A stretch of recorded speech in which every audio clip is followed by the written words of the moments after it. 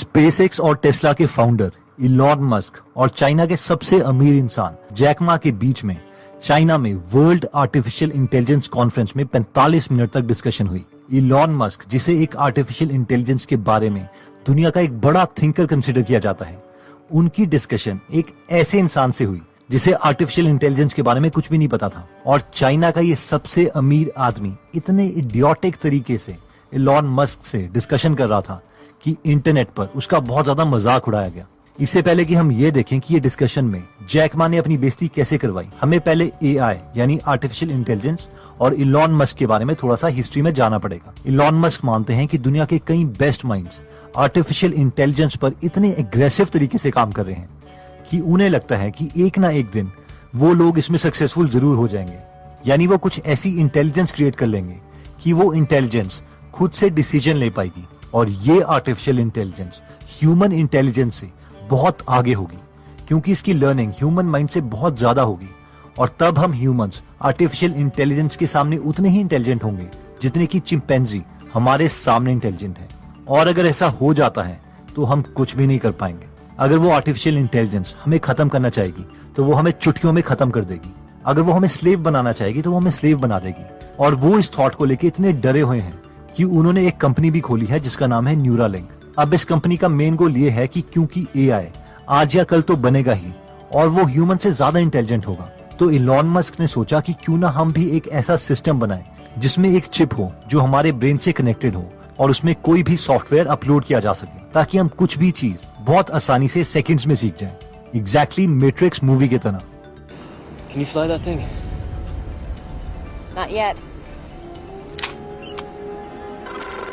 Operator. Tank, I need a pilot program for a B-212 help.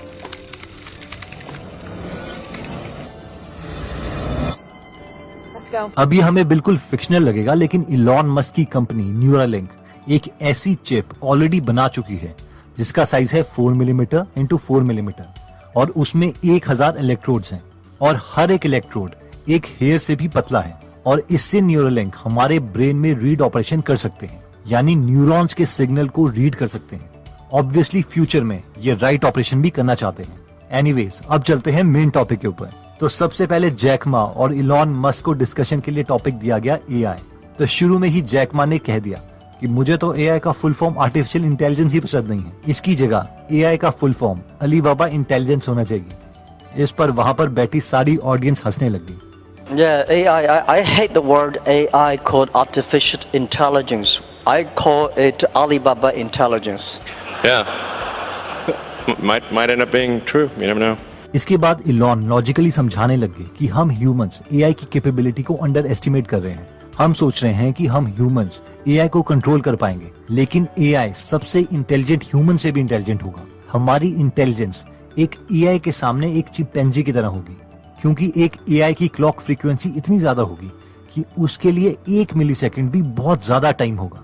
लेकिन हम humans के लिए 1 मिलीसेकंड तो छोड़ो, हमें 1 सेकंड का भी पता नहीं चलता। और इसलिए इलॉन मस्क ने न्यूरालिंक कंपनी बनाई ताकि हमारी इंटेलिजेंस भी एआई की इंटेलिजेंस के साथ साथ इंक्रीज हो।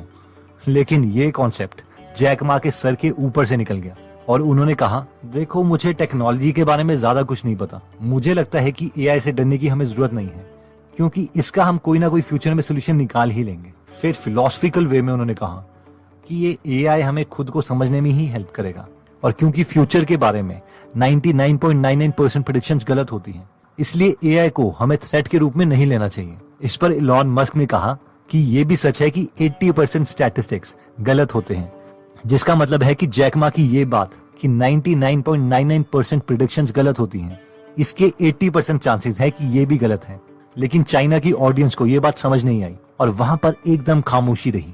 फिर इलॉन ने हंसते हुए कहा, कम ऑन गाइस, ये एक जोक था। और फिर कई लोग हंसे। Yeah, but it's also true that 80% of statistics are false. Yeah. So my meaning is Cold that room. Come on, guys. That was a joke.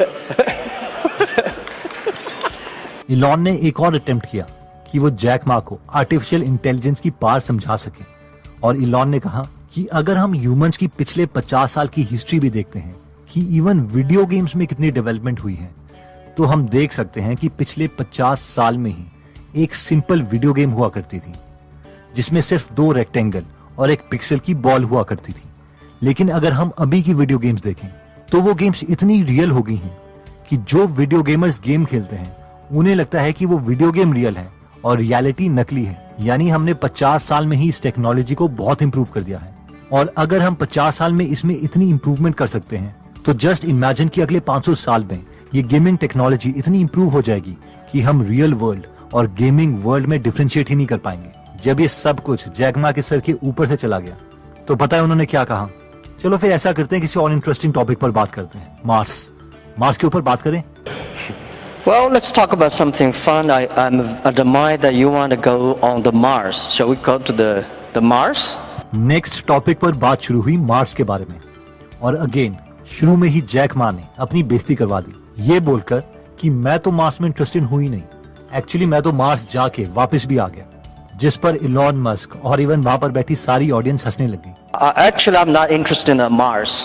I just came back from there, so.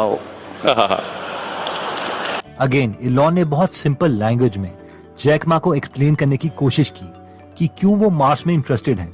उन्होंने कहा कि अगर हम humans इस तरीके से सोचें कि अर्थ को बने हुए 450 करोड़ साल हुए हैं, और इन 450 करोड़ सालों में पहली बार अर्थ में एक ऐसी सिविलाइजेशन आई है, यानी हम ह्यूमंस आए हैं जो कि इतने केपेबल हुए हैं कि वो अर्थ के बाहर निकल सकें। और हमें नहीं पता कि ये टाइम विंडो कब तक खुली रहेगी, क्योंकि कल को हो सकता है कि कोई एस्ट्रॉयड ह्यूमन सिविलाइजेशन को खत्म कर दे, जैसे कि उन्होंने डायनासोर्स को खत्म किया था।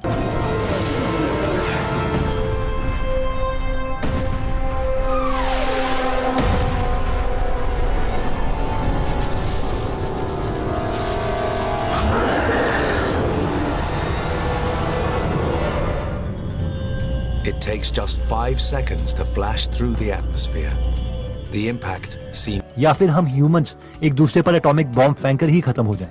इसलिए मुझे लगता है कि हम वर्ल्ड के जीडीपी का अगर 0.5% भी इस पर यूज करते हैं, जो कि वर्ल्ड के लिपस्टिक बजट से भी कम है, तो हम मार्स को रहने लायक जगह बना सकते हैं और हम ह्यूमन स्पीशीज मल्टी प्लैनेटरी बन सकते हैं। इस पर मिस्टर जैक मा ने कहा, देखो यार, जिन चीजों को मैं ज्यादा सॉल्व नहीं कर सकता उनके बारे में मैं ज्यादा चिंता नहीं करता। मैं सोचता हूँ कि अगर कोई और ही इस प्रॉब्लम को सॉल्व कर दे, और अगर कोई भी इस प्रॉब्लम को सॉल्व नहीं कर सकता तो जैसे चलता है उसे चलने दो, मैं तो ऐसे ही जिंदगी जीता रहूंगा। और इतना कहने के बाद जैक मा ने इस टॉपिक को टाल दिया और कहा, चलो किसी और इंटरेस्टिंग टॉपिक पर बात करते हैं, एजुकेशन के ऊपर बात करें। सबसे ज्यादा हंसी तो मुझे तब आई जब जैक मा बोलते कि मार्स जाना तो बहुत आसान है, और जैसे हम हिल्स के टॉप में जाते हैं बस उससे एक स्टेप आगे ही है मार्स में जाना, मगर तुम मार्स में जा सकते हो लेकिन वापस नहीं आ सकते। इस पर इलॉन मस्क ने कहा, ये इस तरीके से काम नहीं करता। इस वीडियो में आप इलॉन की एक्सप्रेशन देखना कि इलॉन कैसे रिएक्ट करते हैं जब जैक मा अपनी स्पीच दे रहा है। The world is more sustainable. And I'm not that fan of the Mars because I think it's easy to go to the Mars when you go on the top of the hills of the building. Just one step you go to Mars, but you will never be able to come back. Yeah, So that's my that's view. not how it works, though. And also, Don't do it. इतना ही नहीं, Jack Ma ने खुद को hero और Elon Musk को villain दिखाने के लिए कहा, हमें तुम्हारे जैसे हीरो चाहिए, लेकिन अर्थ को हमारी तरह हीरो भी चाहिए जो यहाँ पर अर्थ की केयर कर सके, यहाँ पर रह रहे 7.5 बिलियन लोगों को हेल्प कर सके, जिस पर वहाँ पर बैठे चाइनीज लोग तालियां बजाने लग गए। लेकिन इलॉन को इस बात का बुरा लग गया और उन्होंने कहा, ऐसा नहीं है, मुझे भी अर्थ पसंद है, तभी मैं बहुत ज्यादा टाइम सस्टेनेबल एनर्जी को इम्प्रूव करने के लिए लगाता हूँ, और इसीलिए मैंने इलेक्ट्रिक कार्स की कंपनी टेस्ला बनाई, सोलर पैनल्स बनाए और बैटरीज में गीगा फैक्ट्रीज लगाई। उन गीगा फैक्ट्री में से एक गीगा फैक्ट्री यहाँ शंघाई में भी लगी है। And obviously, I spend a lot of my time on sustainable energy with Tesla, with electric cars and solar and batteries and that kind of thing.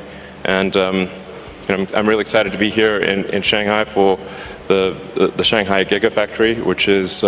Finally इसके बाद दोबारा से जैक मा ने इस टॉपिक को चेंज कर दिया कि चलो जॉब्स के बारे में बात करते हैं।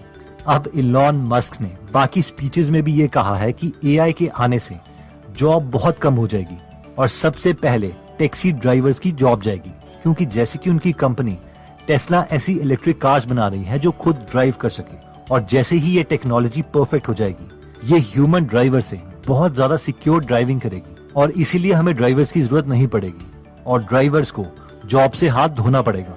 लेकिन जैक मा बोलते हैं कि एआई की वजह से और जॉब्स क्रिएट हो जाएंगी और हमें जॉब के बारे में चिंता करने की जरूरत नहीं है। और मैं तो ये सोचता हूँ कि हमें जॉब की जरूरत ही नहीं है। हमें तो हफ्ते में सिर्फ 3 दिन ही काम करना चाहिए और वो भी सिर्फ 4 घंटे पर डे। यार लाइफ एंजॉय करो, पार्टी में जाओ। ये स्पीच भी जैक मा की बड़ी इंटरेस्टिंग है और इलॉन मस्क के एक्सप्रेशंस बड़े मजेदार हैं। इलॉन को पता ही नहीं चल रहा कि वो इस इडियट को क्या बोले। My question, why should we have a lot of jobs?